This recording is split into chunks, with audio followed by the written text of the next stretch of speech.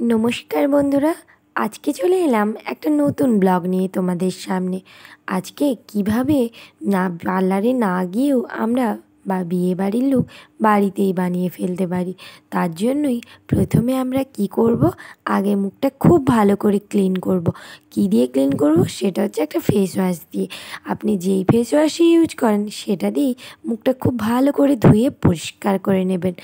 এরপর আপনি যে ময়েশ্চারাইজার ইউজ করেন সেই ময়েশ্চারাইজারটা লাগাবেন। আমার যেহেতু অন্য কোনো ময়েশ্চারাইজার নেই, আমি নিভিয়া দিয়েই সবসময় মুখে ইউজ করি, তাই নিভিয়াটাই ব্যবহার করছি। দেখো, আঙুল দিয়ে খুব ভালো করে স্কিনে একটু একটু করে লাগিয়ে নিয়েছি।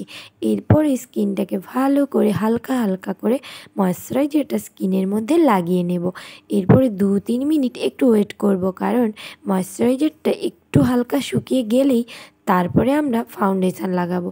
আর ফাউন্ডেশান লাগানোর জন্য দোকানে গেলেই বললে ফাউন্ডেশান মুখে লাগাবো বললেই ওনারা তোমাকে দিয়ে দেবে। দেখো, ওই স্পঞ্জের বলটাকে নিয়ে আমি ভালো করে জলের মধ্যে একদম ডুবিয়ে দেখো একটু হালকা হালকা করে জাস্ট নিংড়ে নিয়েছি। না হলে দেখবে, কারণ ওটা যদি না ভিজিয়ে করো তখন দেখবে খুব ভালো করে মেকআপটা আসবে না। দেখো, তারপরে একটু হাতে ফাউন্ডেশান নিয়ে নিয়েছি। এরপর ওটাকে আঙুল দিয়ে মুখের মধ্যে খুব ভালো করে লাগিয়ে নেব।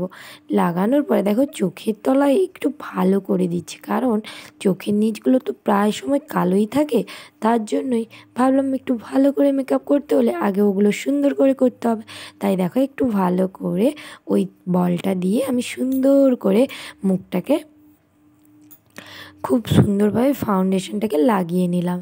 এরপরে প্রথমে একটু কম দেবে, তাতে কি হয়, স্কিনটাকে তো আমাদের সুন্দর করে গ্লো আনার জন্য প্রথমে একটু কম ফাউন্ডেশনই ইউজ করবে। এরপর একটু আবার হাতে নিয়ে নিয়েছি দেখো। এরপর আর একটু ভালো করে স্কিনটাকে আমি আবার একবার লাগিয়ে নিলাম স্কিনে। দেখো, তারপর ওটাকে আবার সুন্দরভাবে ওই ব্লেন্ডারের বলটা দিয়ে আমরা কি করব, সুন্দরভাবে ওটাকে বসিয়ে নেব স্কিনের মধ্যে। এরপর আমার তো কম্প্যাক্ট পাউডার নেই, অর্থাৎ ল্যাকমি হোক যা কিছু হোক, কোনো পাউডার তো তেমন নেই। তাই আমি বাড়িতেই আমার হোয়াইট টোন পাউডার থাকে, তাই আমি সেই হোয়াইট টোন পাউডার দিয়েই একটু মুখটাকে খুব ভালো করে পাউডারটা লাগিয়ে নিলাম মুখের ওপর। এরপর আমার হয়ে গেল টোটাল মুখের মেকআপ। অনেক কিছুই লাগে মুখের জন্য, কিন্তু আমাদের তো সব কিছু থাকে না, তার জন্য আমি এগুলো দিয়েই করি।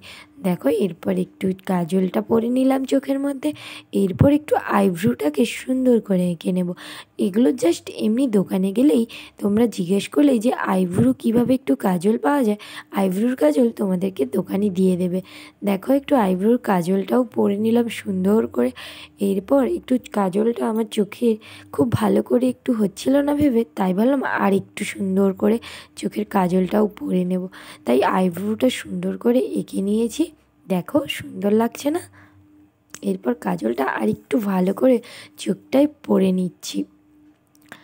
পরে নেওয়ার পর দেখো, এরপরে শেষ, আর তো কিছু নেই আমাদের তেমন বাকি। এরপরে শুধু জাস্ট একটু চোখের ওপরটাতেও পরে নিলাম, কারণ আমার তো মাস্কারা নেই বা আইলাইনার কোনো কিছুই নেই, তাই আমি ওই কাজল পেন্সিল দিয়েই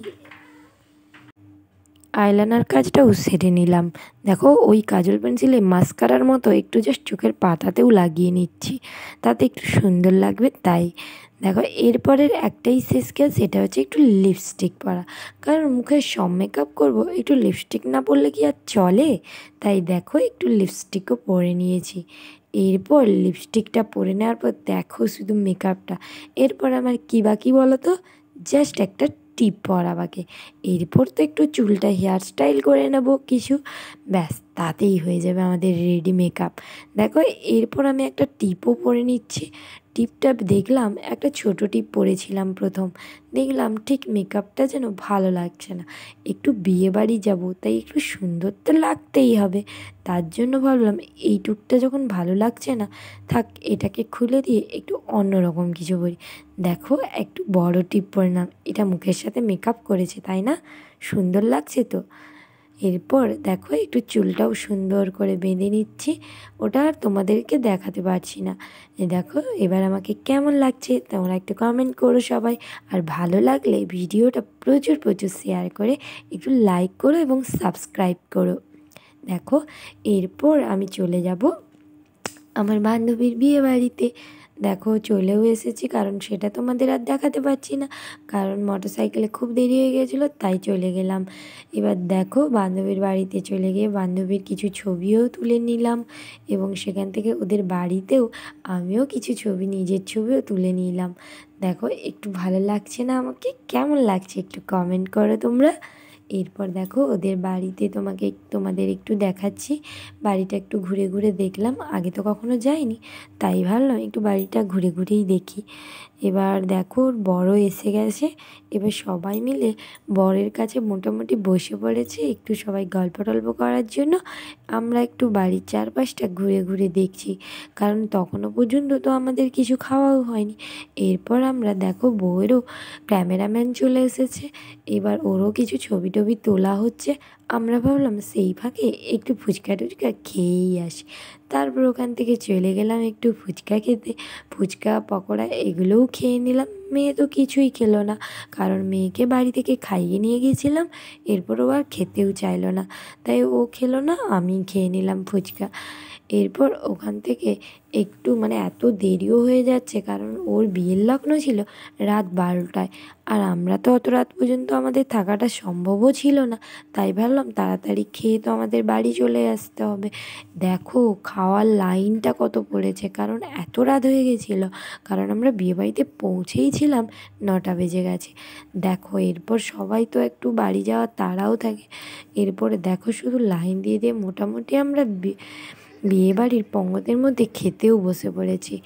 এরপর খাওয়া দাওয়া মোটামুটি শুরুও হয়ে গেছে আমাদের। অনেক কিছুই মেনুতে ছিল, সেগুলো তোমাদেরকে মেয়েকে নিয়ে সব দেখাতেও সম্ভব ছিল না, তাই তোমাদেরকে সেগুলো দেখাতে পারলাম না। দেখো আর যেহেতু বৃহস্পতিবার ছিল, তাই ওদের বাড়িতে মাংস হচ্ছিল না, মাছ ছিল, এবং আরও অনেক কিছুই মেনু ছিল। ফ্রায়েড রাইস ছিল, ছোলার ডাল ছিল, এছাড়া অনেক কিছুই, চিংড়ি দিয়ে পটলের একটা রেসিপি ছিল। এরপরে দেখো আমার বান্ধবীরা সবাই মিলে আমরা খাওয়া দাওয়াও করলাম, এবং শেষ পাতে একটা মিষ্টি ছিল এবং আইসক্রিমও ছিল। তারপর ওখান থেকে খেয়ে দিয়ে বাড়িও ফিরে চলে এলাম। এইমাত্র বাড়ি ফিরেছি, দেখো আমার রুমেও চলে এসেছি, আর এখন একটু ফ্রেশ হবো, ফ্রেশ হয়ে ঘুমিয়ে পড়বো। বাই। তোমাদের সাথে বন্ধুদের সাথে তোলা কিছু ছবিও তোমাদের কাছে শেয়ার করলাম। দেখো কেমন হয়েছে একটু কমেন্ট করো, এবং ভালো লাগলে ভিডিওটা প্রচুর প্রচুর শেয়ার করে লাইক করো এবং সাবস্ক্রাইব করে দিও, এবং আরও পরের কোনো ভিডিও দেখার জন্য ভিডিওটাকে সাবস্ক্রাইব করে দিও। আবার পরের ব্লগে দেখা হবে।